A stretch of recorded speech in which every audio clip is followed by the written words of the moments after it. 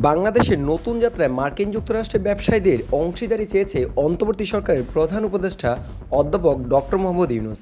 তিনি বলেছেন, বহুমুখী সংস্কারের মাধ্যমে বাংলাদেশের ব্যবসায়ী পরিবেশে উন্নত করতে আমরা দৃঢ় প্রতিজ্ঞ। স্থানীয় সময় বৃহস্পতিবার নিউ ইয়র্কের একটি হোটেলে ব্যবসায়ীদের সঙ্গে এক সংলাপে ডক্টর ইউনূস এসব কথা বলেন। এ সময় উপস্থিত ব্যবসায়ীদের উদ্দেশ্যে তিনি বলেন, আমি এখানে আপনাদের কথা শুনতে এসেছি এবং আমাদের বিনিয়োগ পরিবেশ কিভাবে আরও উন্নত করা যায় সেই বিষয়ে আপনাদের পরামর্শ চাই। আমাদের এই নতুন যাত্রায় আপনাদের অংশীদারি চাই।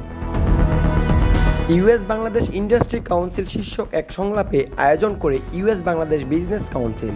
এ সময় ডক্টর ইউনূস বলেন, বাংলাদেশ শুধুমাত্র 17 কোটি মানুষের উদীয়মান বাজার নয়, এটি বিশ্বের শীর্ষ 10টি ভোক্তা বাজারের একটি হিসেবে দ্রুত বিকশিত হচ্ছে।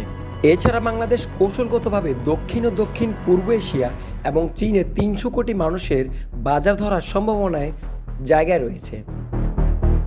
জাতিসংঘের সাধারণ পরিবেশ অধিবেশনে যোগ দিতে নিউ ইয়র্কে সফররত প্রধান উপদেষ্টা বলেন, কোনো দেশেই সমস্যামুক্ত নয়, বাংলাদেশ সমস্যামুক্ত নয়।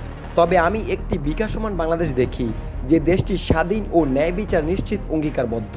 তিনি যুক্তরাষ্ট্রের ব্যবসায়ীদের উদ্দেশ্যে বলেন, যুক্তরাষ্ট্র যখন তার ইন্দো প্যাসিফিক নীতির অধীনে সরবরাহ কাঠামো বৈচিত্র্যকরণের দিকে নজর দিচ্ছে, বাংলাদেশ কৌশলগতভাবে সেই লক্ষ্য পূরণের একটি গুরুত্বপূর্ণ অংশীদার হয়ে ওঠার উপযুক্ত।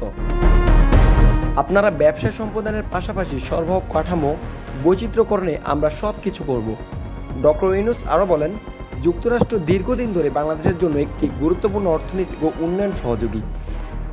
একক দেশ হিসেবে যুক্তরাষ্ট্র আমাদের প্রধান রপ্তানি দেশ এবং আমাদের বিদেশি বিনিয়োগ শীর্ষক উৎস, কিন্তু বাণিজ্য অস্বাভাবিক রকমের কম।